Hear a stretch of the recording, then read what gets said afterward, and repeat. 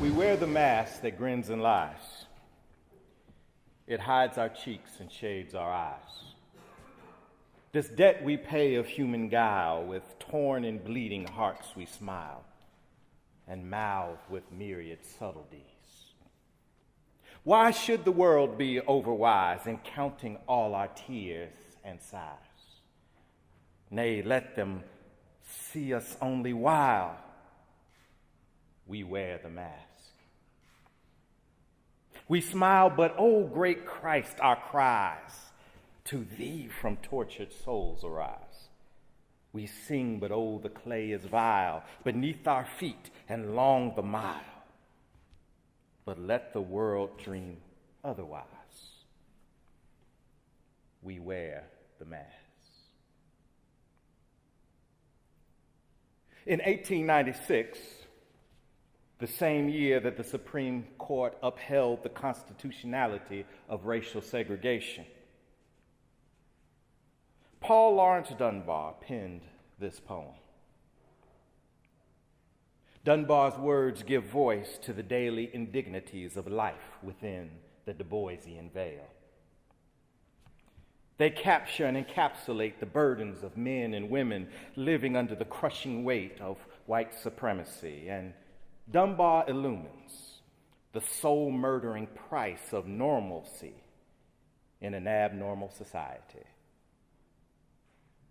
To express the sort of rage that percolated within the hearts of African Americans at the turn of the century came at severe risk. To give voice to the tortured souls dehumanized daily by American apartheid posed a very real threat to life and livelihood.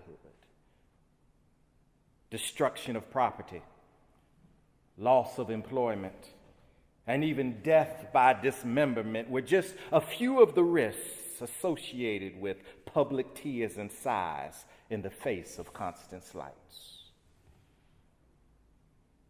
This is why, Dunbar says, we wear the mask. It's appropriate that Dunbar's haunting words remind this nation of its seemingly high tolerance for racial intolerance. I offer these words on this first day of Black History Month to corroborate the reality of those who still smile over sighs each and every day. Yet I would also like to offer these words because of the universality of its core theme and its principal message. Neither must one live in the Jim Crow South, nor even be African American to know what it feels like to wear the mask that grins and lies. Whether born of great privilege or of extreme poverty, whether you possess a PhD or no degree at all, who among us has not wrestled with the insecurity, anxiety, and feelings of insufficiency?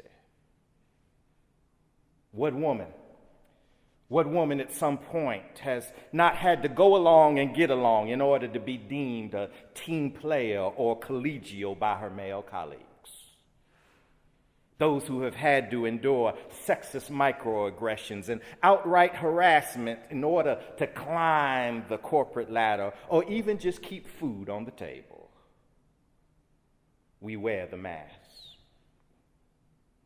What man who is financially anxious and insecure at some point or another has hid behind the mask of his maleness, the mask of his whiteness, the mask of his presumed public performance of power? We wear the mask to hide our cheeks and shade our eyes so that somebody might not know that we aren't the Herculean protector and provider that this society has told us that we are, quote unquote, supposed to be. We wear the mask. So many of us wear a mask today. For some of us, it's our occupations. For others of us, it's our clothes, the type of car we drive, the zip code where we live. All of these can become masks to disguise us from our vulnerabilities and distinguish us from others. Masks that veil our fears. Masks perform our will to dominate others. This is why I would like us to imagine a world. Imagine a world where, rather than being cloaked in the costumes of superiority, we learn to align with one another in our own vulnerabilities. Imagine a world where, rather than wearing the mask of perfection, we learn to love ourselves and be honest with ourselves. For the more that you and I conceal the person that we have come to hate, the more we project that hatred into the world onto others. Maybe this is why Paul Lawrence Dunbar could not keep the hands of violence off of his own wife. Maybe this is why, in the words of James Baldwin, we all cling to our mass of hatred so tightly.